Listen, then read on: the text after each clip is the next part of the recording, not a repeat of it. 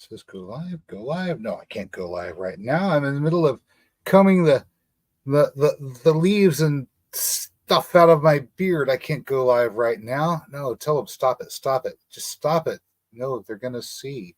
They're gonna see that I'm not perfectly groomed and ready to go. Well, oh, hello there, good people. Hi, Jason here with Green Country Agri Force. Of course, it's 8:30 in the evening on a Wednesday. It's time for another live stream. I haven't had my lunch yet, so I'm going to be doing some things here for a moment. Hi, everybody. You got Vicky popping in, Sassgrass popping in. Got some seeds from Vicky. That's cool. John's in saying hello. And I'm in the middle of treating a little boo-boo that I picked up earlier today while I was working out. A little problem with my irrigation system. I wanted to put something out there in the corn. I've got, of course, the trenches with the mulch, lots and lots of wood chips out there too, and that lets me bank a lot of moisture in the ground. But for watering it, particularly right here at the beginning, whenever I don't have the rain in yet, and we didn't really get a whole lot of snow either.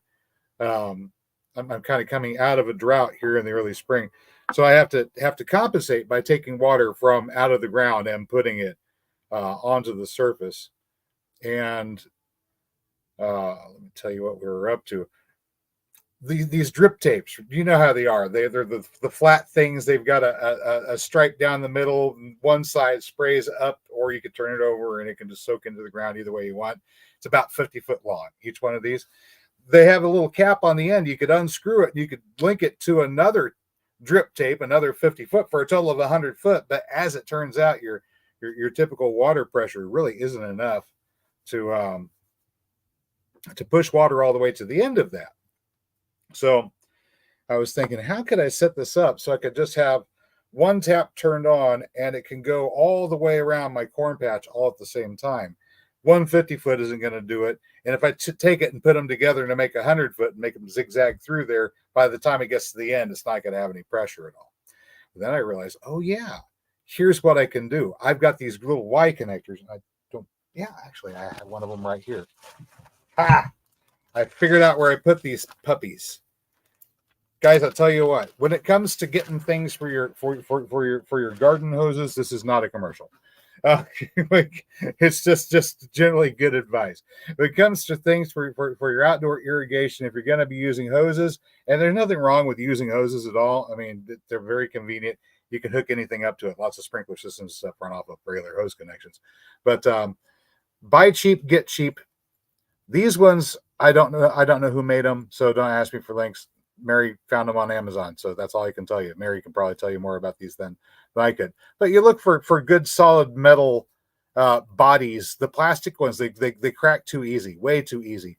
And you make sure that these valves, if you can look in there, you make sure the valves are going to function properly, right?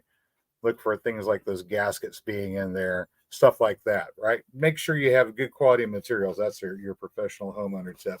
Buy cheap, get decent Ys and manifolds and stuff like that, because the plastic ones, they break too easy. So spend a little bit of money on them. But what I figured out was I could take this thing, I can run it like a 50-foot hose up to it from the manifold, and then if it had one of the drip tapes going this way and the other drip tape going here, right? Then by the time they start to lose their pressure, it'll be towards the ends of each one of these, which means I can set these out to make a little half C shape going around either side.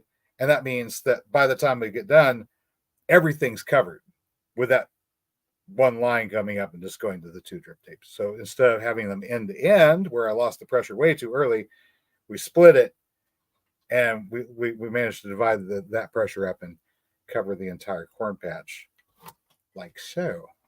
I'll show you all of it here a day or two from now. All right. Just wanted to waste a little bit of time so people could get in here. Tonight's topic, of course, is what kind of gardener are you? We're at about 5 minutes in. The kids are coming in from taking care of the puppy dogs. And I'm in the midst of patching up, as I said, a boo-boo that I got from threading those hose connections in. I I cut myself because these bits of metal are a little sharp, and I was in there a little bit too tight, and hand connecting and not using a wrench. Or so that would be another tip to you. If you've got a wrench that you can use to connect those hose connections, use a wrench. Wear gloves, possibly a good thing to do as well. Ooh. So 4-gang water splitter, brass. That's right. That's right. You pay a little bit more for those metal-bodied manifolds, but they're much more durable. They last much better.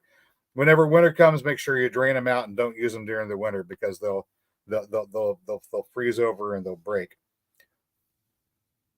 So we'll cut on the outside of my thumb from that thing. We dressed it with a little oil of oregano as antiseptic, and then covered it up with a little liquid bandage, which should set here presently. And then we'll be able to use our hand. Until then, I'm going to be looking like a mannequin. Hello, pleased to meet you. I'm Ken. I'm the Ken doll. Hi, how you doing? All right. Part-time gardener right now, John says. It's too cold to plant. Oh my gosh. I tell you what.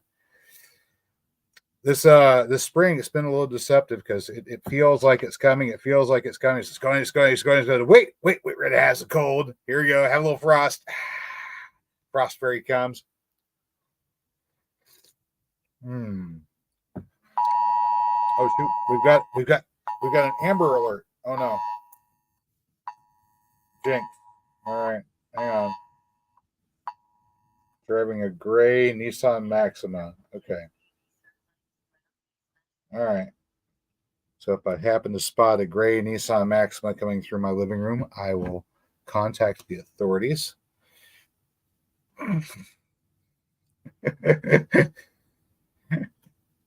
Until then, I hope the young lady is going to be safe with her mother, which is apparently who she's with. So, well then. What kind of gardener are you? And it's kind of an integral question I have to ask before we go any further with the starting a forest garden. It doesn't have to be a food forest. You don't have to make your forest garden a food forest. I happen to like to include a lot of food in my forest garden, but it's not necessarily a food forest. It's just a forest garden that incidentally winds up either having a lot of food or attracting a lot of food, because sometimes I just want to draw the things I want to eat to me. Come here, little squirrel. You look plump and juicy. You've got lots of fat on you. I'm gonna nab you and put you in my stew pot. Or maybe it's the doves that like to come. I've discovered that doves like the pecans. They can't crack the shells, but these are a relatively soft shell pecan. As a matter of fact, do I have one? I have one right here. Okay. So these are a relatively soft shell pecan. And if you use, there you go, your fingertips, you can separate the nut like that. You don't even need a stone or a cracker. And a lot of times, this one, I can get the meat to come away clean like that. Now there's none of that. There's none of the none of the pith in it. That's a particular skill. But you can crack the nuts open and leave them there for the doves along the walkway, and the doves will come along and they like the nut meats, but they can't crack the nuts themselves. So they come in for sunflowers and other stuff like that. They stay for the pecans. Pardon me, I'm going to eat. About a pound of those, 2,000 calories, most of them protein and fat. Of course, it's great for feeding squirrels. Anyway.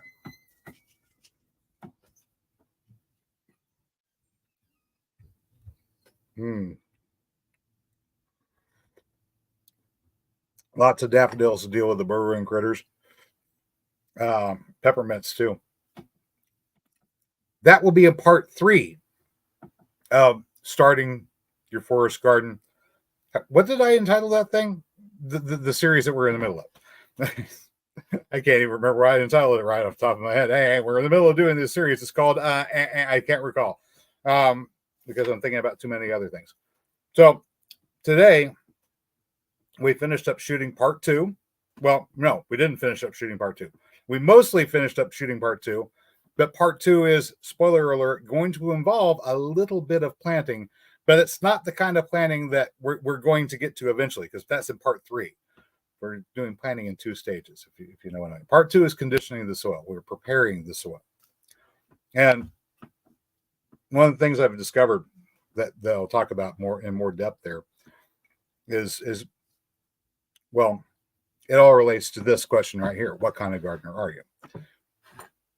And it explains why I'm doing the preparation I'm doing. All right, so we'll dive right into it since we have people here, and it's been 10 minutes, and I guess this is all that's showing up for tonight's little adventure. So this is when the real show starts. What kind of gardener are you? There are 3 general categories. I've thought about this for quite a while, and I'm going to still eat my lunch while we're doing this. Crazy gardener. We have okay, so there are 3. They're kind of like Venn diagrams. If you can imagine, these are 3 circles that overlap each other at a certain point. All right. We got one here, one here, one here, 3 overlapping, little triangle. All right. Now, the first one we're going to talk about is the safe gardener. And the safe gardener is the one that does not have, let me put it this way. How do I put it the proper way? They're willing to accept the conditions that they have to grow in. They'll adapt their tastes to what they can produce. If they're not in the tropics, then they're going to accept that they won't be able to grow bananas, and they're going to be okay with not growing bananas or oranges. Safeguard. There are many subcategories of the safe gardener. We'll get into more detail later. He's over here, this circle. The other one, that's the micro farmer. And by micro farmer, I do not mean Homer. If you happen to know Homer, the micro farmer who has a YouTube channel, is a really cool guy and worth a watch and a follow, incidentally. Stop by and tell him Jason said hi. We're talking about the person that thinks of in terms of, okay, I want to take the commercial farm where everything's in rows and everything grows to market size, right? This is I want my garden to look like something that produced what shows up in the supermarket, and I want the products that come out of my garden to look like the things that came out of the supermarket. You have that gardener. That's the micro farmer, the mini farmer. Let's call him the mini farmer because Homer should not necessarily be categorized as the micro farmer. He is much more than that. All right. So you have your I'm going to make the farm, and of course that farm style includes some of the same things that are in the mind of the safe gardener, because the safe gardener is the one who comes up here and goes, okay, what grows well in this area? I want natives only. I'm going to adapt my taste. This is the native apple. I'm going to learn how to like that apple. This is the rhubarb that grows here. I'm going to learn to like that rhubarb.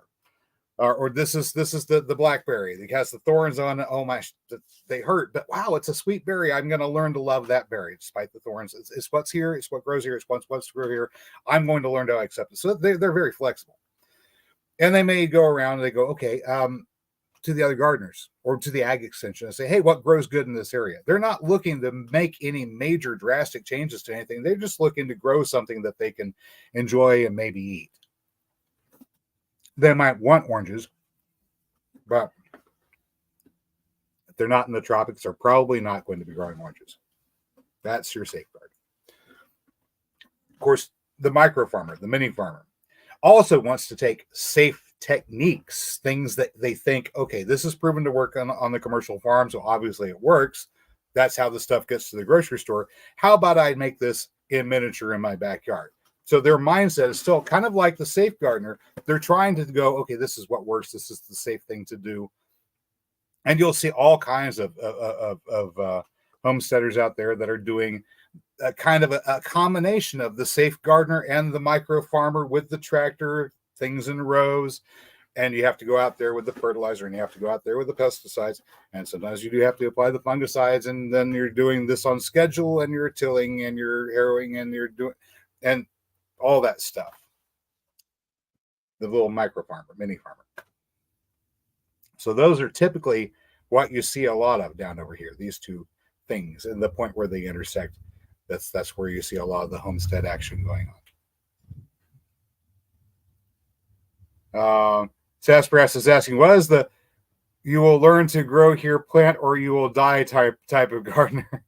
Yeah, if okay, so yeah, well, let's go back over to safeguarding because there's an awful lot of things that fall into that category. For example, plug for my own products here. Check links and stuff like that, maybe below here, or the videos we do sell corn.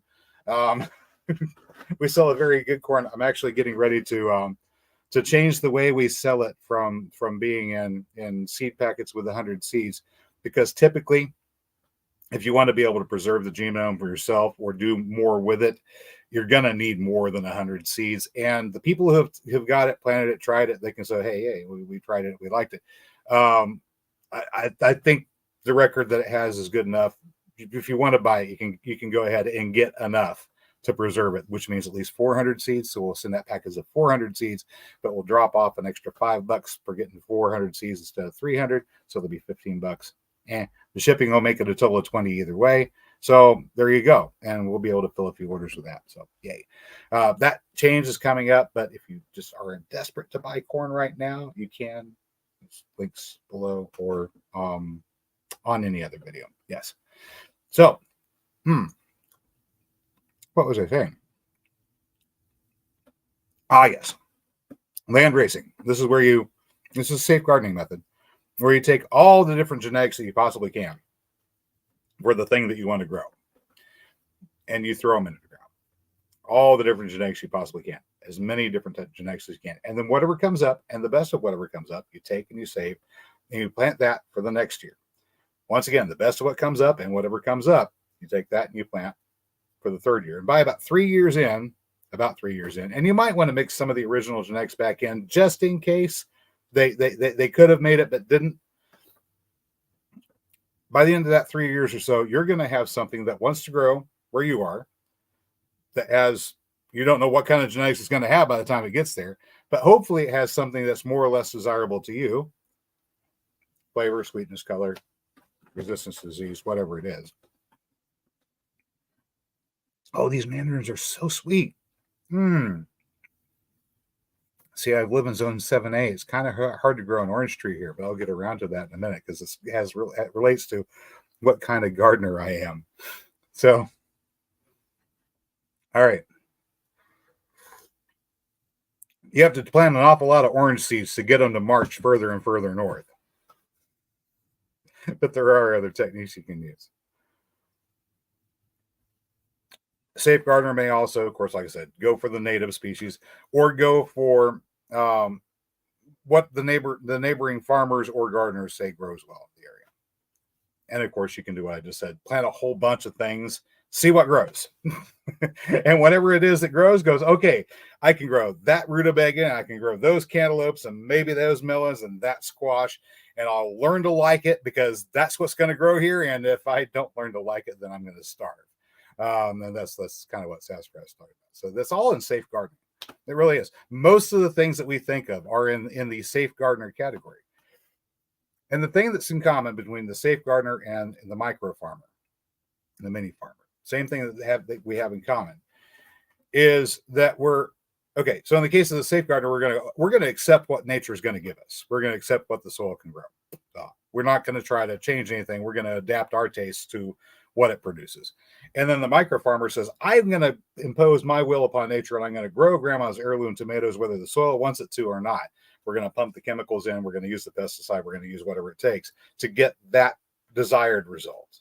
So there's a difference. But the thing that they have in common is nobody's changing the soil. Well, the micro farmer is.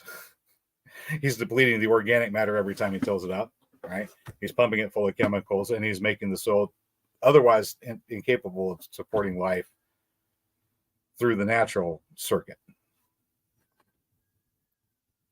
Ooh, lots of police activity out there tonight.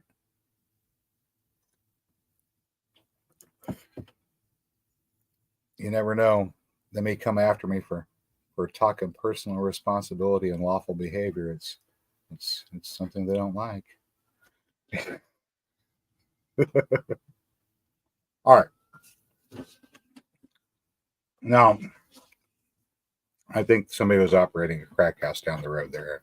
the sheriff's department set up and have been trying to nab them or something like that. But they've been patrolling up and down the road there quite a bit more heavily than usual. So fun times. Maybe we'll get a show. I'm not going to go play bad boys, and follow with a camera and see what happens. People having a bad day don't need to have it televised. So your third type of gardener, we kind of touched on this before. One accepts the conditions of the soil. The other imposes their will upon the soil. But there's other type of gardener you can be. And that's the type of gardener that goes, hey, the soil doesn't want to grow what I want right now. But what if I change the soil? What if I start taking the things that nature wants to do when it's moving from one soil type to another, and I start doing those things or advancing those things along? For example, this area here is river bottom. It's a great place for Bermuda grass and sand burrs and stickers and stuff like that. It's very sandy soil, except where it's full of clay, except where it's full of gravel, because you have sand, clay, and gravel and differing bands and proportions and jumbles here and there, and it's a mess. Sometimes you have a pocket of nice, deep, lush, organic, rich material that gathers up along the side of some low spot or an island. But most of the time, yeah, it's sand, clay, gravel, just not really good stuff. The one thing you do have going for you is plenty of water. On the downside, it doesn't always come at a convenient time. So John's saying, almost sounds like Native American gardening. Actually, it is very, very much like Native American gardening, so much that I could put a peg in it right here and say, go back and have a look at the woodlands of the American Northeast and the American East, just all the way down into Florida, and have a look and see how they were arranged. You could see people living in there, and they were gathering nuts, and they were hunting game, and they were collecting roots and things like that. And by the time the bulk of the Europeans managed to start arriving in the North American continent, the population there had already been decimated by about 90%, because the initial Europeans that came over also brought along diseases, and it was mainly diseases that just wiped out large portions of the population, and also large portions of the population that really knew what they were doing in terms of maintaining a horticultural setup. So by the time the rest of the Europeans arrive, they see people doing what they call hunting and gathering. You can't hunt and gather in a natural wilderness. If you come through the Ozarks, through Missouri, through Arkansas, and you walk around for a while, you can find plenty of things to forage and plenty of things to eat. Absolutely. If you know what you're looking for, you can definitely feed yourself if you're young and healthy and can do the walking, because it's going to be a ways in between forage sites. You can find the game, and you can trap, and you can hunt, and you can preserve meat, and you can manage to make it by if you're young and if you're healthy, and you can manage to do all the physical labor required for survival. But a naturally occurring wilderness, or one where nature is just planning itself, it takes a lot of work to support just a couple of people, and you can't really support a large civilization that way. So at one point in the past, they had gone around and found the trees that they wanted to plant, and they made sure those grew up big and strong. Ones that gave them the nuts that they were looking for, the ones that attracted the hogs or the deer or the squirrel, whatever was going to be the meat. And then you didn't have to worry about how you're going to keep your meat, because it's always there. It's constantly always there. And then maybe some days it's deer, and some days it's squirrel, and some days it's rabbit, some days it might be pheasant. Duck is a good choice, right?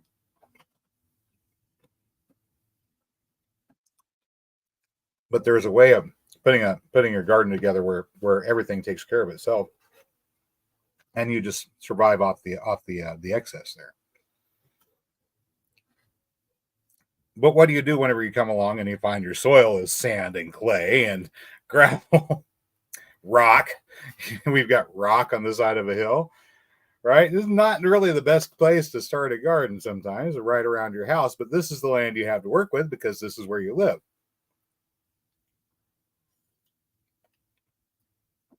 So in the previous video, I should show starting with the foundation. You have to start with water in the soil. If you can't get water to the root zone of the plants die. You can't have a garden. Absolutely. So we start out by finding the way that we're going to get the water on. Now this is around a house, and if you're on a larger piece of property where you have a hillside that you can make use of, then you can start cutting the ditches on contour with the hill. Of course, now they're called swales. Um, but back whenever this idea was invented, Bill Mollison hadn't gone to school yet, so he didn't know to call it anything. So we called it ditches on contour. And that spreads the water out as it comes down out to the ridges. Allows the water sink in, infiltrate. But you don't necessarily have this. You're living in a house, probably close to a town with land that's been flattened, more than likely. Maybe it isn't. So you don't have that situation, but you do have the water that runs off the roof of your house. And you might have some local busybody that tells you, oh, you can't put in a rain catchment system so you can irrigate your crops with your rainwater there. Something like that. You may have that.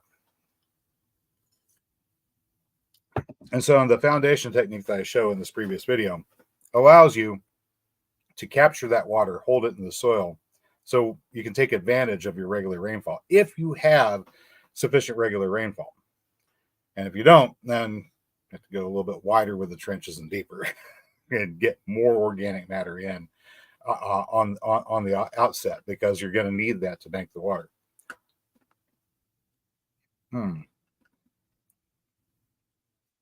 Okay, so if I change my soil type, can I grow oranges? Well, yes and no. Obviously, the kind of soil that I have right now is not the kind of soil that an orange tree would necessarily want to grow in. But there's some zone considerations that I need to worry about too. I'm going to get to those with the building of a box wall eventually. That's planning in the process of becoming a reality, since we went through the process of writing it down, expressing it, and figuring out the steps to get it done. I'm excited about that. Stage 2 for the gardening series, we're going to show how we use the growth of organisms, the life processes of organisms themselves, to alter the soil and to create the conditions that we want for the things that we're going to plant. That's phase 3. And of course, the idea behind this is, instead of trying to rip out everything we don't want. I tried this, guys. I tried it. I tried it for years. I tried it with the stickers in the front yard. I went around with a fork, and some people do this with dandelions too. They go around like, oh, I get this thing out of here. I get that thing out of here. And this is sticker grass. It's this wiry, tough. It has the surface of the blades of grass have a feeling kind of like a shark skin, like sandpaper. You know, they're kind of rough. And then whenever they go to seed, they produce the seed head with several spiny, thorny stickers, little spiky balls on a stalk. They'll stick to everything. And ideally, this plant, it's supposed to go and grab a hold of the fur of an animal going by and travel it until it gets knocked off, and then it drops onto the ground where it's sandy, and it really needs something to hold the soil down, and that's what it's there for. So it's sitting here going, I can hold the soil down. That's my job. I can also make sure too many people don't come around here and graze too much, because the soil needs to be held down, and we need to build some organic matter here before you guys go trampling around too much, right? That sort of thing.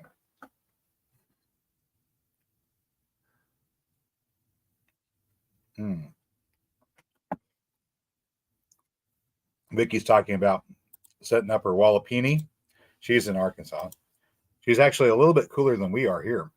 And the Wallapini that she will probably tell you all about, that I will tell you all about too, since we're at this point. I'll go ahead and tell you what it is. A Wallapini is a special greenhouse that you make by either building up a soil mound on the backside of the greenhouse or cutting into the side of a hill would be the way I'd prefer to do it. Then you've got a whole bunch of extra soil that you can go and you put out and use it for other places, other purposes. Because having extra dirt to move around and doing things with, well, that's a resource. Rocks are resources, dirt's resources, trees are resources, animals are resources, plants. Anyway, you're going to dig out a space or mound up a space. So if you're in the northern hemisphere, you want the northern side, that's the part that doesn't face the sun, to be completely covered with dirt, sheltering all of it, all this backside, and preferably with a little bit of a mound, so whenever the wind blows, it goes kind of up and over, and it doesn't create too much of a problem with that wind shear making things colder than it should be. You want it to kind of go up and not up down like that. Anyway, the south side of this area that you've dug into is now where you place the glass face of the greenhouse, and it can be plastic. I think in China they do it just like sheet plastic. You probably do this really, if you wanted to do it down dirty and really cheap, you could probably make a little frame out of 2x4s and stretch some pallet wrap around it and wedge that in as the wall of your Wallapini greenhouse and call it good in all actuality. But you're going to need to have some way to get in there, so you'll have a door set off to the side so you can enter, right? Express says, can't dig down here. Water table is too high in the spring, winter. Of course, you're in Illinois. In Illinois, what they did was they dug channels and took the extra soil, whatever they had, clay and everything, soil and other stuff, and then put it up on top and built mounds. And then they built their houses on the mounds. But the houses, they rotted away a long time ago. And a lot of the mounds eventually that was as the rivers rise and fall and the people aren't there to tend it anymore, they go away too. But the old people, we're talking the old people that lived there, the ones that planted the pecans everywhere, they were building mounds and they were putting their houses on the top. But you could imagine you could build a bigger mound, and that might be the way you do it whenever you have a high water table, is you mound up to make your Wallapini instead of digging down or digging into the hill. You'd have to build it. You have to build it up and then use earth on the back side of it. The idea is you're going to use some of the insulating properties and the thermal properties of the earth, the thermal retentive properties of the earth, in combination with that side, the glassed inside or the plastic inside, facing where the sun is tracking most of the time, particularly in the winter. Right? No hills either. Right? So you'd have to use a mound and build it up, and then you have this area that's nice and well insulated, capturing a lot of solar energy, and that allows you to grow things that wouldn't necessarily grow in this particular environment. Miss Hardnack Farms, if somebody has her link, I could go try to search for it and put it in there, but then you'd watch me do this for a moment. You can watch me do this for a minute. Let me see if I can locate a link for her. She's in Guthrie, Oklahoma, not far away from us. Her name's Wendy. Nice lady. Her and her husband live out there, and she has a geo-sheltered greenhouse. Let's see.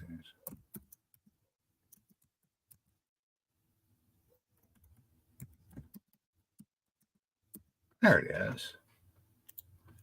My apologies. I'm gonna share this link with you because she does lots of cool stuff. I mean, she really does. You'll like it. I guarantee it. If not, well, you won't be able to sue me. So nah. All right. Go. That's Wendy. Miss Hardnack Farm. She actually does have the geo-sheltered greenhouse and can show you some of the cool stuff about it. Anyway, where were we? Yeah, Wallapinis. Fun stuff. Geo-sheltered greenhouses. I personally, I like the entire idea of geo-sheltered housing in general, but whenever you also have it with the greenhouse, you can go well beyond 1 or 2 zones. And then I'm thinking, yeah, I could probably do like set up something like that here. Maybe not on the river bottom because we have the same problem that Sassafras Red has. It's high water table. I can't really dig down that far. I might be able to go down 5 feet. I don't think I'm going to go much more than that before I've got muddy feet. So I can't do much in that area, but I can build up. So yeah, I'm building up a bit. And you'll see a lot of that. Yes, Vicky, I saw the same thing. And apparently, yes, it does work. And it lasted for more than a season or two, which is kind of cool.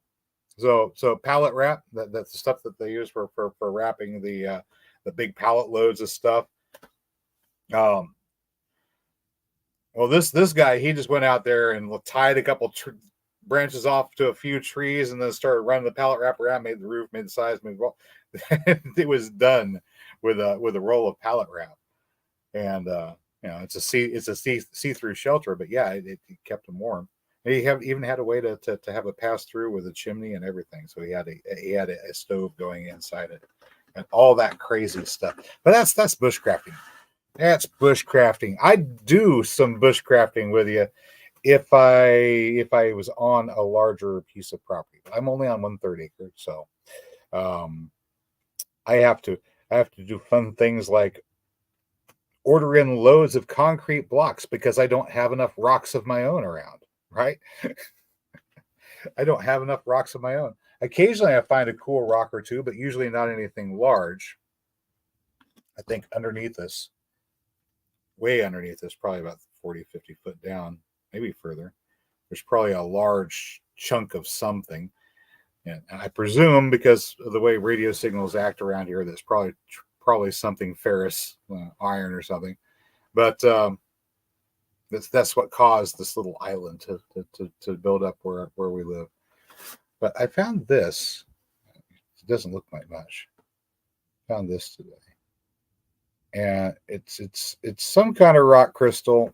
It's got all kinds of I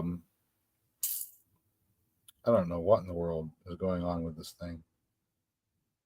Almost like blue streaks in it or something. I was digging my fingers through the dirt, and I was shooting a bit where I'm rubbing some seeds in. It's like, yeah, now I'm going to do that part where I'm digging my fingers through the dirt like I have gemstones in it.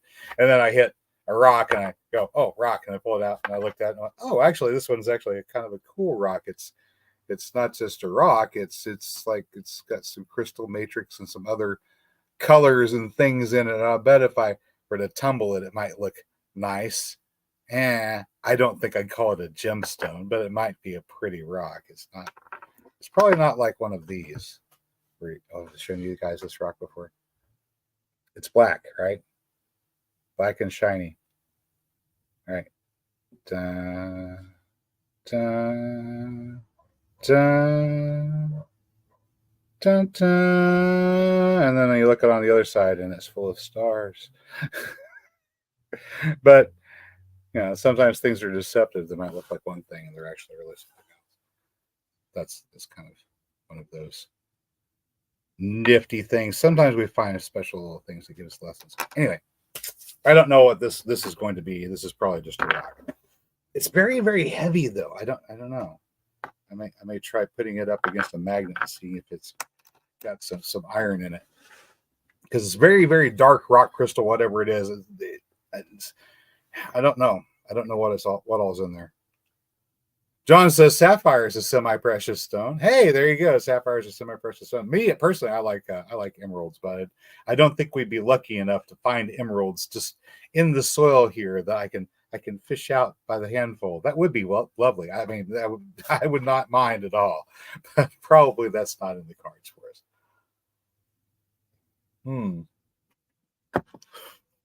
I happen to agree with Vicky about domes probably being the most resource conserving of building structures, because you can distribute your weight across everything. And yeah, absolutely. I've been in a lot of caves where you had really nice freestanding domes, and you look at them and go, wow, how is it that this thing can be up here and it doesn't fall down on our heads? And it's just that the stress is being delivered outwards against larger masses of stone that aren't going anywhere. So it literally can't fall, because in order to fall, the stress would have to give way somewhere, and it's not going to. Yeah. But keeping your roof watertight is a little hard. Yeah, that's right. Um, if we're gonna do geosheltering and stuff like that, whenever you're at a certain point, you're going to have to put a polymerized layer on the concrete that you're topping everything with. Otherwise, the water is going to go right through it, and it'll sweat, and it'll be bad news. It'll be bad news, bad news, bad news. So you'll have to use a plasticizer in. I would actually use a plasticizer in at least the outer inch or two of concrete that you're putting whenever you're building a wallapini, and do use concrete with a plasticizer, and go ahead and get an additional rubberized coat and put that on there too. I know it'll cost you like an extra $200 or so in materials, but you go ahead and put that on there from the very beginning, and you don't have to worry about it. It'll be there. I'm not going to say till the stars fall out of the sky, but it'll be there longer than you and I. And then you can backfill with the earth and get the earth back behind it, and it's sheltered and it's insulated, and it'll work great. And if you live someplace where the water table is low, then you can build it up instead of down. Just make sure you have it far enough away from your property lines that your county commissioner won't come around and give you grief over it, because they might. It's been known to happen. Or train your county commissioner to leave you alone. It also works. So your third kind of gardener. I kind of haven't named them yet, right? Third type of gardener says, okay, look, the soil doesn't want to grow what I want. I'm going to have to change the soil. And so by changing the soil, by working on growing the soil, the third type of gardener is not trying to grow food. He knows, I don't grow anything. I put the seeds in the ground. The seeds know how to grow themselves. I don't tell them how to grow. They know. I put it in the ground. The ground has to feed that seed, that plant. If it can't, there's nothing I can do from up here except, pound it with chemicals and stuff like that. That's expensive. And I can't always rely on it. But I can create a system where my garden, what the things I want to grow, are part of that whole functioning ecosystem. And so I try to achieve that. We're going to change the soil. We're going to make soil that grows food. So the gardeners work for this type, the terraformer. That's what we'll call it, the terraformer. So we have the safe gardener, the mini farmer, and the terraformer is your other kind. And these are all Venn diagrams of each other. Once again, the terraformer type of gardener, which I consider myself to be, is a form of safe gardener. And how is that possible? You might wonder. It's like, how is that the safe gardener over here? Remember, they're in a triangle. So we're connected to the safe gardener. Why? Because we're actually looking for a method that is safe, sustainable, repeatable, and effective. And John's saying there's always a climate to deal with. Right. So you can't use exactly the same set of things in every context. It's not going to work.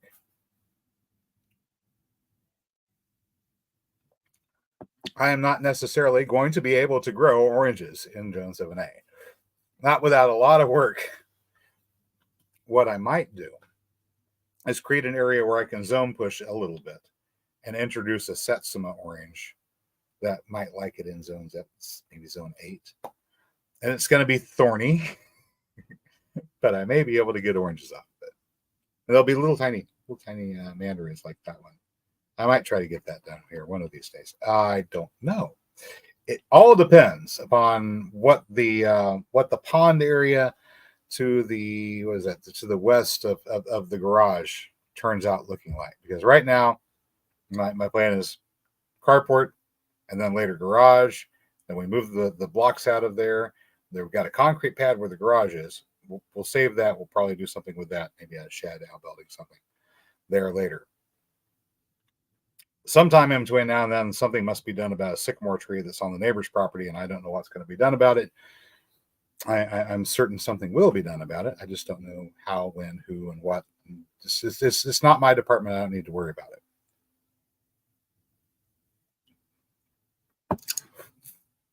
some things you just have to accept are beyond your control, and you can go, well, this is what I'd like to have happen. And of course, what I'd like to have happen is the property owner go, hey, this is a liability. I'll do something about the sycamore before it falls and damages something like my house or your house or the neighbor's house or whatever. Cheaper than paying the insurance on that, right? You'd think maybe their insurance company would want them to do something preemptively about trees that may come down on damaged property. Possibly, maybe. There was a windstorm, it got damaged, it lost a limb. Another tree in their yard lost a limb. So there's a good possibility that they may be receiving a little bit of pressure. And I know I hate my insurance company for doing this, calling me up and going, hey, we saw some things around your property. You thought maybe might be hazardous. You should probably do that before we renew your insurance policy. Oh gosh, it's not tires, it's tubs with duck water in it. Here, I'll send you pictures. Oh, is that what it is? Because the guy that takes care of the house coverage and the guy that takes care of my truck coverage, it's the same company, two different offices. One of them's out here in the small town, that's the truck, and the other one, the one that does the house coverage, is over there, city. And so they're thinking city. It's like, and I tell them, it's like, oh yeah, it's ducks. Obviously, you've got ducks, grow trees. It's in the country. We're actually not in the city. We're just outside of it. Anyway, Vicky is saying Sepulcher was able to grow lemons at the Kruppnerhof by using microclimates. You know, there's some rootstocks. Like I said, they're incredibly thorny, but citrus rootstocks that you can get that can handle like the zone 7, zone 8, maybe in zone 7 with microclimate you can get it to go, and there are definitely lemons in there that'll grow, citrus that'll grow.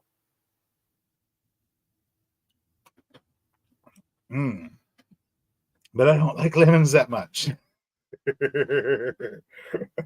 don't want lemons. I want oranges. I want little oranges. But yeah, I can't really. I can do things. They can give me microclimates. I can't change the overall climate, but I can change the soil. And changing the soil type changes what's going to grow in it. But first, we come out here and we find that we've got this barren land, and a lot of lawns are like this, right? It's grassland, and the problem is being grassland. I don't have a herd of ruminants. That's things that chew their cud. They can wander around and graze it and tear it up with their hooves and dung on it and do the things that need to be done to maintain a grassland and make it healthy. Walk through the heavy brush, tear that out, make sure the trees don't get too close together. That's why you have to have large mobs of them. Once upon a time, you had elephants here in North America that do that. They just push down oak trees as they go, right? Taking care of that thing. We didn't have those. We wound up with bison. We got rid of those. Now we have cattle. But mainly the cattle stay on the same spot and they don't go anywhere. That's kind of the problem. And then if you're living in town, you've got a lawn, no cattle, which is weird. You got a grassland ecosystem, but you don't have the thing necessary to maintain a grassland ecosystem in your front yard. So I don't know what you're doing. Oh, yeah, you're going out there with a lawnmower, going, I have to be the cow. I've discovered this, right? Whenever I come in, I go, I didn't like the way nature was doing things. I'm going to change it around and do the things I think they should be done. Clunk, clunk, clunk.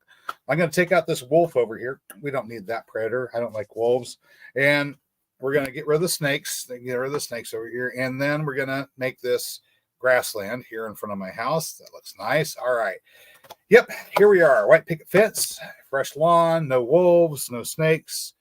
And what in the world could go possibly wrong? Well, I've taken out predators, so the things that they would eat multiply. That's mice, rats. What else did I take out? Wolves. Okay, so we took out wolves, maybe coyotes. We took out the coyotes, so we're going to have more deer coming in. Oh, great. That means car accidents, hitting deer. Foxes, probably. Yeah, possums, raccoons, squirrels, obviously. Yeah. Building their nests in your attic and chewing on the wires, obviously setting your house on fire, because that's going to happen. We took out the predators, and then also on the lawns, we don't have the grazing animals coming through on the lawns, so they're not maintaining the grassland that we created, but we created this grassland. So we took out the ruminant. So we have to go around with the mower, right? And we're going to cut the grass, which is what the ruminant did. And then to make it healthy, you're going to have to add fertilizer. That's what the ruminant did. And you have to aerate, what the ruminant did, maintaining a grassland. So you're having to do all this extra work. And of course, you can't do it yourself because it's a lot of work. You're not a ruminant, you're a hominid. You're a human. You got these two hands, so you can make tools and machines and do stuff like that. So you make a tool or machine to do the work for you, and lawnmowers, tractors, and things like that. Well, we could have been using the animals that were already here the entire time. They kind of want to do the work. They do it in the course of doing their lives, doing what they do. So forest gardening really tries to work more on using those natural systems and not working so hard at it.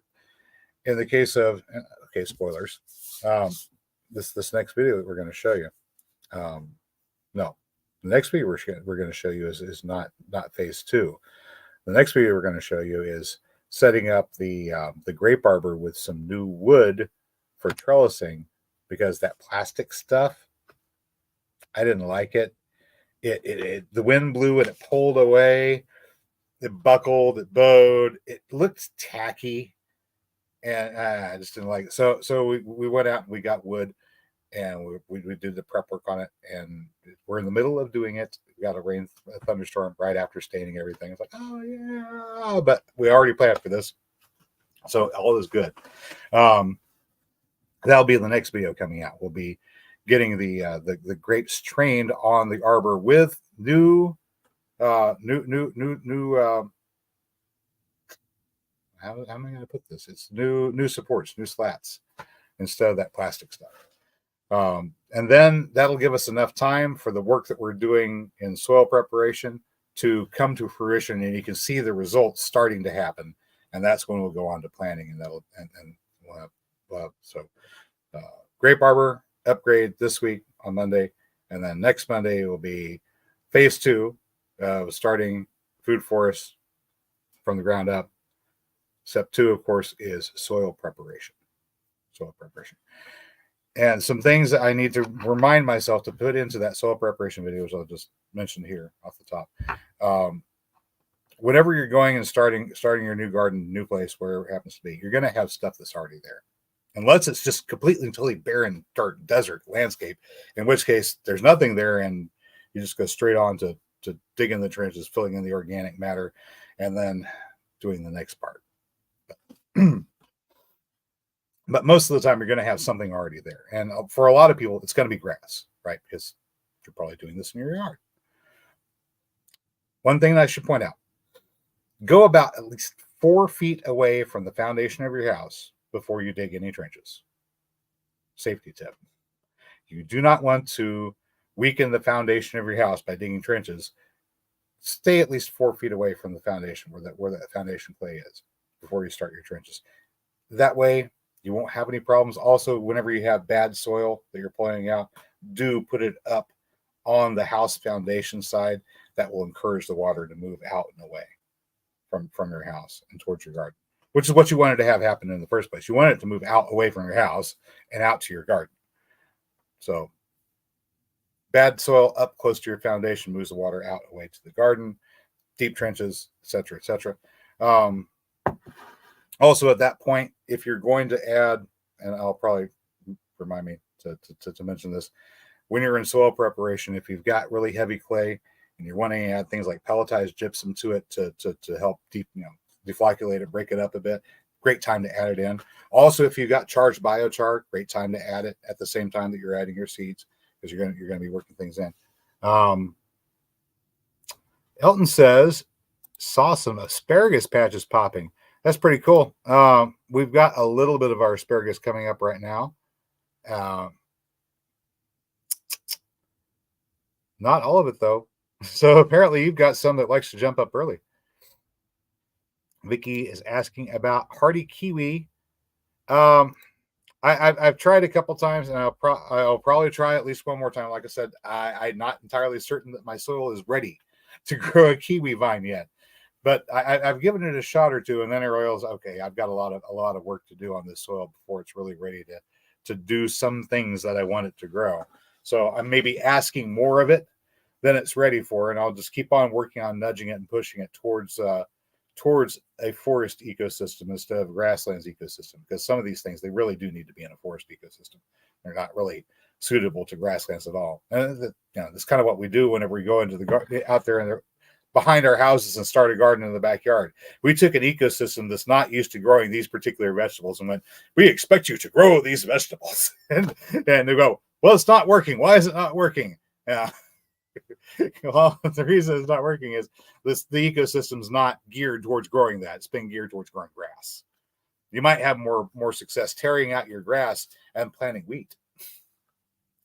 And incidentally, that's not a bad idea. You see, your ground wanted to grow grass. Okay, fine, not a problem. We will accept that premise. We will grow grass, and then you tear out the grass that was there. Oh no, you disturb it. You disrupt it. Plant wheatgrass in. The wheatgrass grows, its roots take up the space that a grass roots are going to take up. They're going to pump out the same kind of sugars that the regular grass roots are going to pump out. They're going to draw the same kind of microbes and interact with the same kind of microbes in the soil and the same kind of fungi in the soil. Really, that the grass was already there was, but whenever it gets to the end of its life cycle, it produces these seeds. But down here at the roots, all that space that it was taking up dies off. Boom. So here on the surface where it occupied, and down here in the roots where it was occupied, all the space that the wheat was taking up that could have been taken by a perennial grass has now been removed. So you do the wheatgrass first, harvest your wheat. You're going to drop a few seeds. It's fine because you're probably going to want more grass in the ground later on anyway.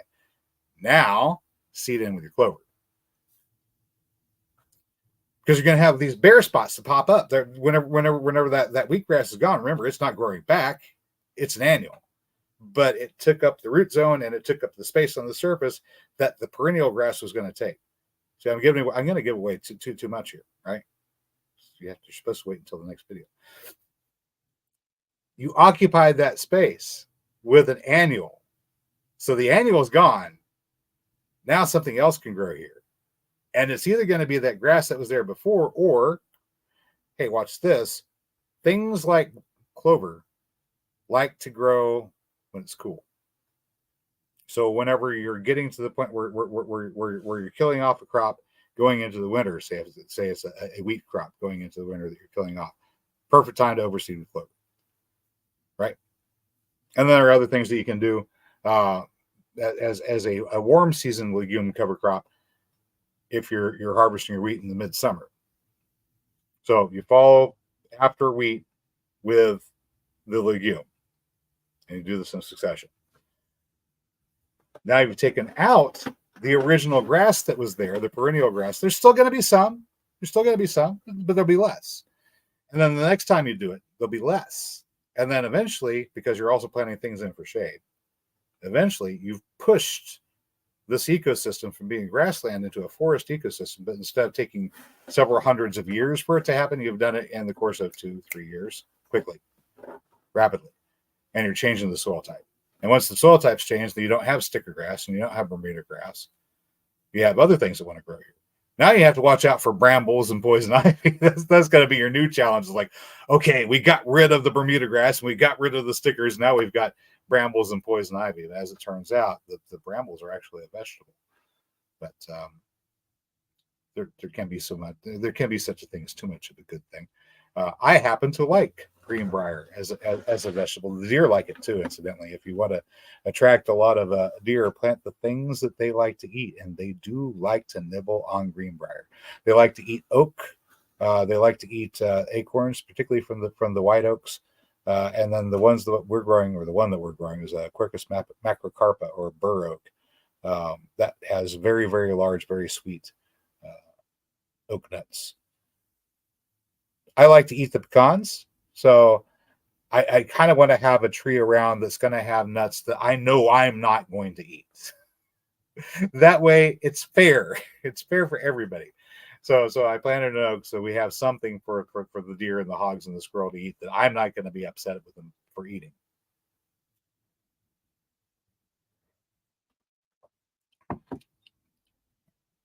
Here we go. Check this out right here. I want to try clover this year. Winter rye for my horse patcher, but food forest needs a better cover. Yeah. Yep. Um, I've been using winter wheat. Oh, I just started this past year putting winter wheat down and discovered how great it was. And the part of the thing that really impressed me is the soil stayed alive through the winter, which may not sound like a lot, but it's huge because if the soil stays alive, then all I need to do to get things to grow is to warm it up a little bit to get the temperature up at where the root zone is going to be, and I can start planting stuff in, say, in a cold frame, because the soil is still alive. I just kill the cover crop. Now I have something for the microbes to feed on, and we have uh, cold frames, cloches, bell jars, what have you. You can go straight into growing stuff very early on, and transition from season to season to season. And of course, yeah, it's great for pastures too. A lot of people will plant winter wheat early, a little bit earlier than you would if you were planning on cropping it completely, and then allow your livestock to graze it a little bit, which doesn't hurt it. I mean, they eat the tips. Right now, I've got ducks that have been going around. They've been eating the tips off the winter wheat, and then whenever the corn comes up, I'm going to move the ducks back into the corn patch, because after it's established somewhat, the ducks can't knock it down and graze on the corn, but they're going to hunt the grasshoppers. And then the wheat comes up, and it gets to a point where it's too tough for them to eat. But I can open up, I can take it down the fence entirely and let them run around all over the place, and they can hunt down the grasshoppers to their heart's content, and they can make these wonderfully dark orange oaked eggs that really that are really great. And I don't have to spray anything. But that's kind of working with animals in the ecosystem. Sometimes they're domesticated. They don't always have to be domesticated. We get an awful lot of action from wild birds that help us out considerably.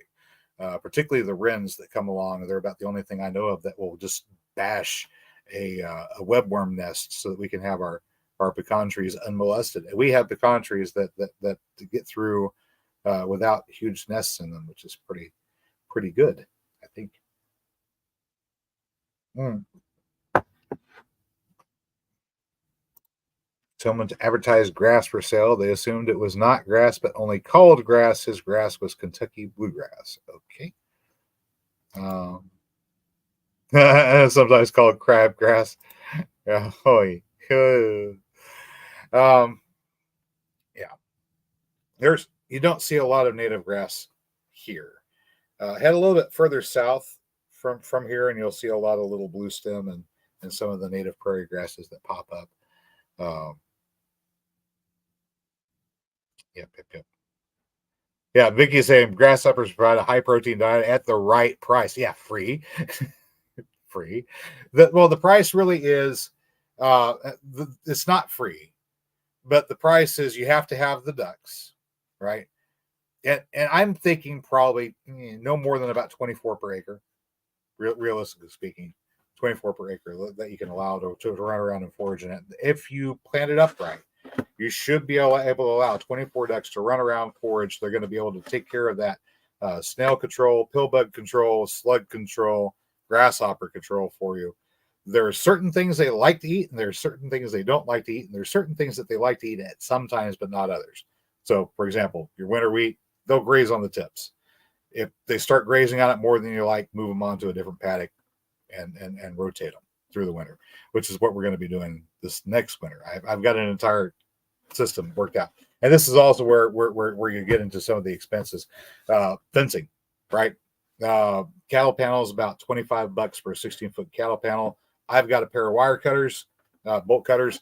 You could always use an angle grinder. You probably want to use an angle grinder anyway whenever you get down to take the sharp edges off of them whenever you cut them apart. But cut these things apart into 8-foot segments, and then take your poultry netting and stretch it across the bottom. It's already made out of wire, so take your wire cutters and just put little snips here and there and wrap that wire around so that the panel now has a poultry net attached to the bottom. This you can pick up, move around anywhere you need to. Yeah, I mean, you don't need a whole lot of strength to move an 8-foot cattle panel that has the poultry net on already at the bottom. But you move it to run it, set it down, tie it off onto a T-post.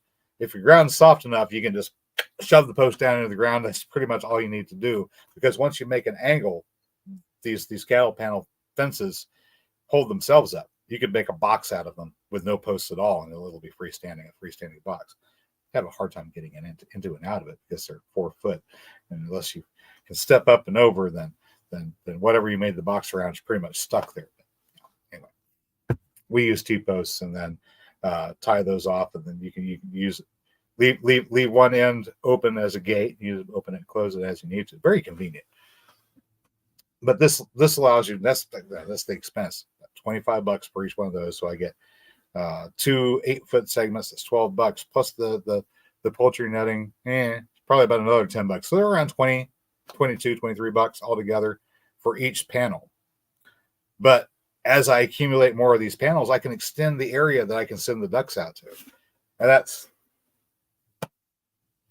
I get it to a point where I don't have to buy feed for the ducks. I can send them out to forage for everything they need, as long as I've managed to plant things and attract things that they want. So I've got areas where I can lay out a strip of wood or a log or something like that, and I just know a whole bunch of slugs and pillbugs are going to gather up there. And then just before I let the ducks come into that particular paddock, I can take that log and flip it over, and then let the ducks in. The ducks come in, they clean it up, and they go, hey. And I've got another one in the next paddock over that they're not into yet, and another one over here they're not into yet. And that's fresh protein, lots of calcium. They love it, right? They're getting to do what ducks like to do. They don't like to eat strawberries. I don't know why. Obviously, they don't like daffodils. It's not edible for anybody, and they won't like it. I've had them around violets, and they haven't destroyed the violets. So violets as a ground cover is something that they won't destroy. So far, whenever I try growing mint root around them, crones, if you guys experiment with crones, they would go into the ground and pull out those starchy little tubers and consume the snot out of them. So far, I would have to say not safe to plant your crones where the ducks are going to forage. But maybe it's just a question of there wasn't a whole lot of other things for them to eat, and it was more of a choice thing. And whenever that was about all they saw that was edible, they went after it. Grandma's who pick and eat it. So this was talking about went cattle panel crazy this year. Made sure. Oh yeah, definitely. It's easy to go crazy making the cattle panel trellises because they're so simple. They're so easy. And it's such a no-brainer. I cut a cattle panel in half to stand it up on end. That's 8 foot of vertical space, 4 foot 4 inches wide. Put a T-post at each end. Done. If I want to extend it, I just add one more T-post, one more cattle panel, one more T-post, one more cattle panel, one more T-post, one more cattle panel. Ad infinitum. Go nuts. Right? Go absolutely nuts. Plant everything that can grow and vine up on it. The birds love it. I made a little.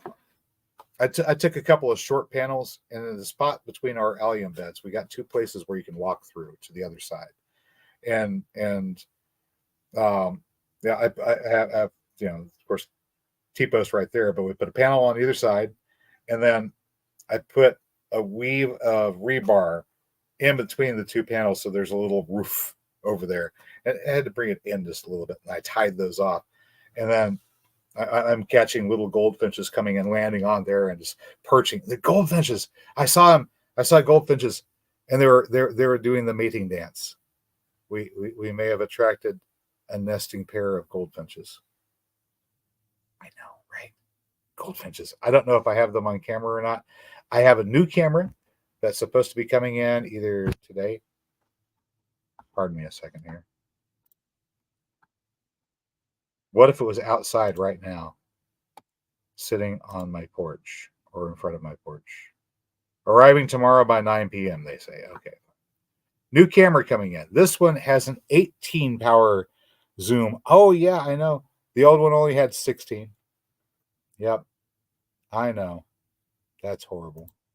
A 16 power zoom. This new one's going to have an 18. I don't know it's going to help any. It can get 50 frames per or 60 frames per second, which means there's a possibility, if we get lucky, that I might catch a hummingbird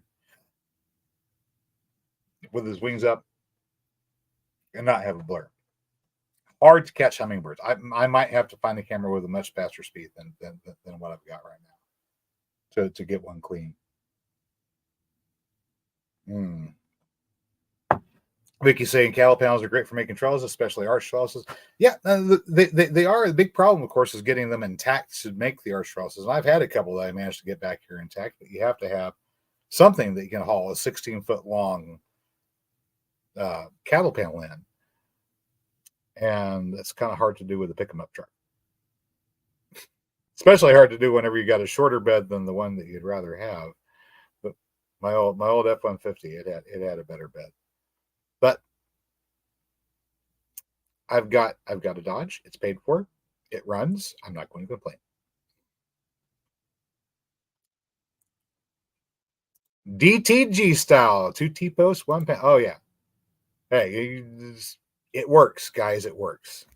It works. It's cheap and it works. Do it. Of course, I'm growing some bamboo back around the corner because, why not?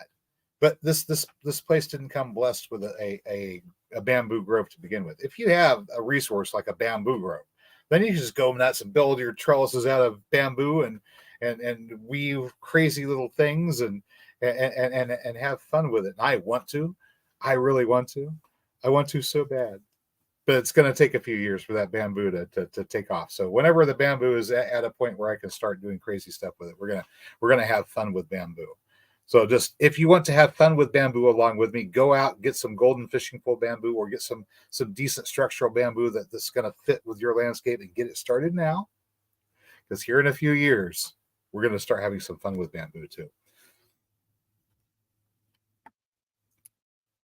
Yep.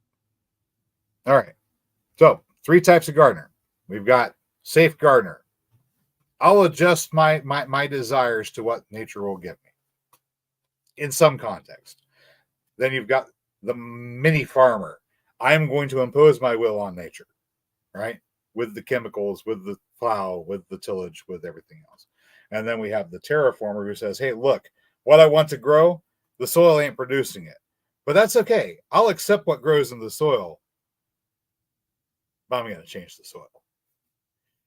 And the terraformer is actually going to be creating the greater diversity of life. That's what we're about here, of course. And I've gone over an hour, but thank you very much, guys, for popping in. John says you just need honeysuckle. No bamboo. I've got honeysuckle. I've got honeysuckle. I've got honeysuckle that grew up over a fence and it's gone to seed. I'm looking at that, all the seeds sitting there. And I know I've got all of those honeysuckle vines that want to come up everywhere, and they want to come up everywhere.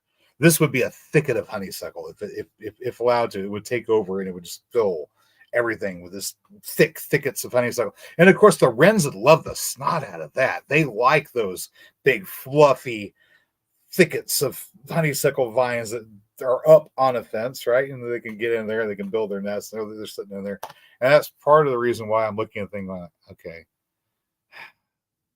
I want to get rid of it because those seeds are going to go everywhere. But I know that if I go tear this thing out, the wrens, they're in the middle of raising a family. We had one family that had got started on the side of the house last year in the cable box. I've got it secured, so this won't happen. But the high winds came through. They blew the lid off the cable box all the way, blew that nest down. They lost a few eggs. I put the nest back where we're supposed to go, put the eggs back, but they never came back to it. So hopefully we won't lose little wrens this year. I like the wrens. Like I said, they're the one of the few birds that will go up there into the webworm nest and knock the crud out of the webworms, and that's what keeps the countries healthy. Grandmom Zoo Pick and Eat It says, I want bamboo. Puppy.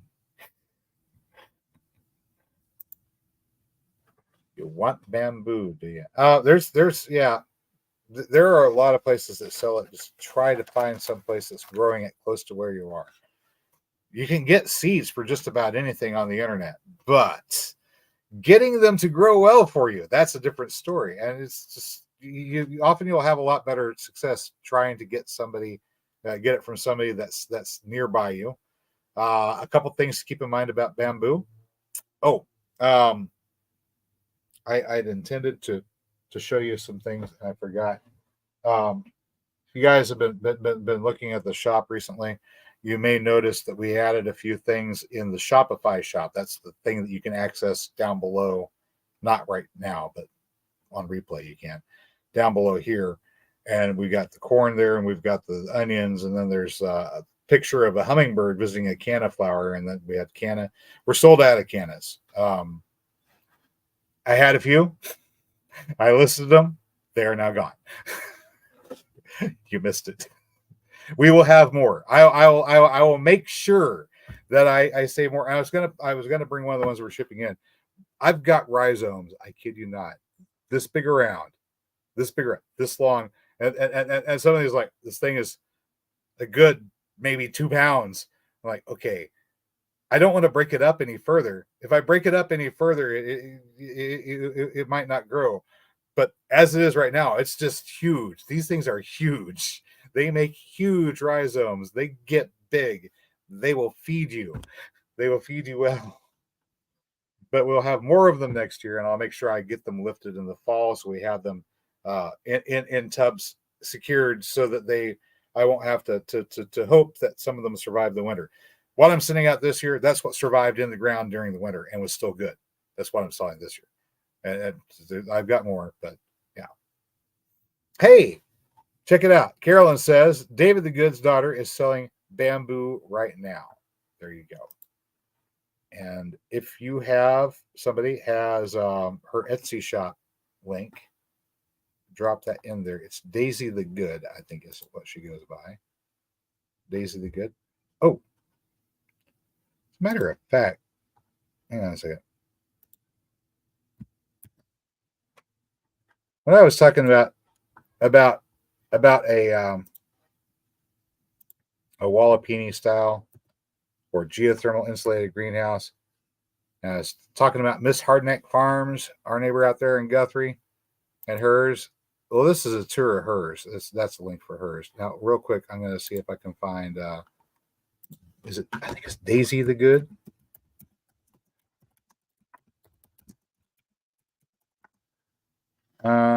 Good Gardens, Daisy the Good. That's the place right there. Yeah.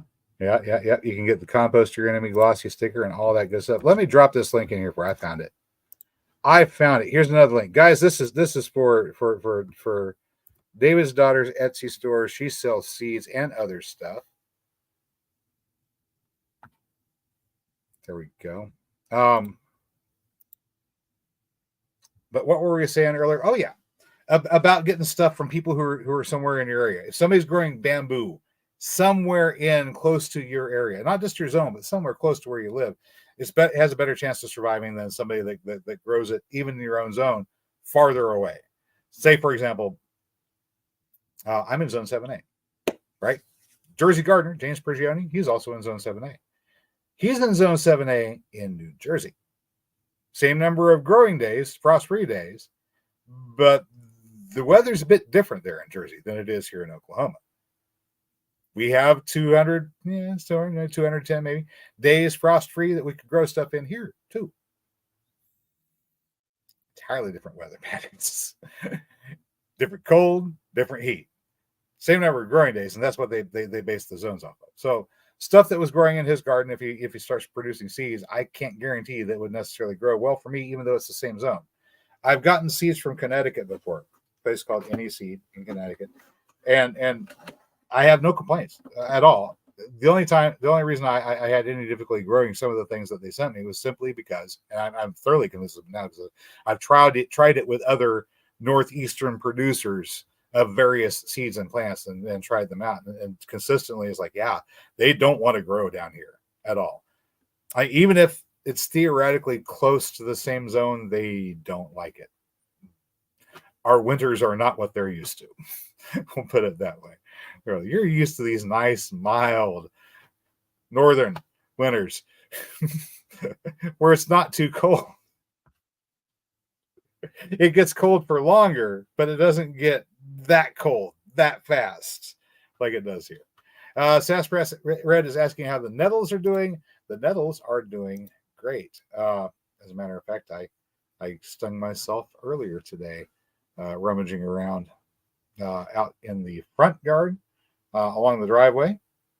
I was getting out there and I noticed that some of the mountain mint, I'm pretty sure it's a wild mint.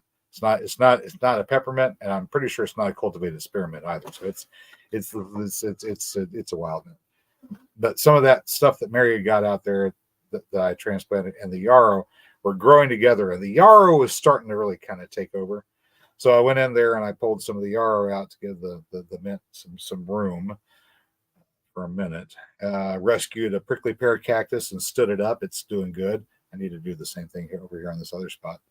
And that's also the spot where I transplanted some of that red nettle that Sasspress sent me. And I was in there working around. I was like, oh yeah, it's still spicy. I planted it kind of on the way in to this little area, and it's a spot kind of surrounded by daylilies. And in the middle of that is a place where I'd roughed up and I put a bunch of spotted bee balm seeds, crossing my fingers. Some of them, hopefully some of them will germinate and grow. And I'm thinking really seriously about trying this little technique that I saw Casey at Boots and Bounty. She didn't do exactly this, but I got the idea kind of from her. And kind of from the dog dropping its collar, making a little miniature cloche out of a milk jug. We're going to try that out there and see if we can get those to jump up and start, because I really want that spotted bee balm. It's Monarda punctata. It's the more wild form of bee balm, and I want that to grow there. But the cat's been going and sitting in this one spot. It likes this one spot, and if it keeps sitting there, the bee balm's not going to grow, right? So I put that nettle right along the path that goes out to that one little spot. So now if the cat wants to go and invade, it has to walk through the nettles, and we'll see if it deters the kitty from going into that one particular patch. I don't know. They like to get in and roll around in the mints, right? They like mint. I think it helps chase fleas away for them or something. They don't eat it. They just roll around in it.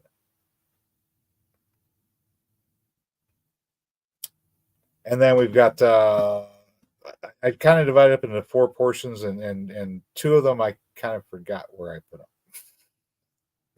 They're around somewhere. I just can't remember where I put them. Hopefully they take off and they grow, and I find them by accident someday and go, yeah, what was that? Oh, okay, it's nettles. Yay, they're alive. The other one I put in the backyard by our in the ground stock tank pond, which we're getting ready to restock with fish. Currently, I'm moving some more leptominer over into, so we can have that going in there. Duckweed, leptominer. It's a great plant. The fish eat it. It's the only thing they really need. So you've got something that feeds the fish, processes their waste, converts the carbon dioxide that they exhale into oxygen and sugars. Of course, they eat whenever it multiplies, they eat that. So that's the food. Complete closed food chain here. You leptominer and some kind of fish that likes to eat vegetation on the surface, and you're good to go. You take those fish and you feed it to things that you want to feed that want the protein. Maybe you don't want to eat those little fish yourself. I mean, you'd be raising goldfish or minnows and feeding them on that, and then you feed them to your ducks, get duck eggs, get duck meat. Duck's a pretty good sized bird. I have noticed, or may have noticed, that unless you're raising Cornish crosses, you don't get a lot of meat out of a chicken. And you want to have a bird that's a little bit larger.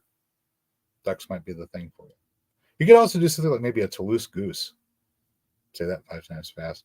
It's a traditional French breed. It's a goose, but it's a lot smaller and more compact.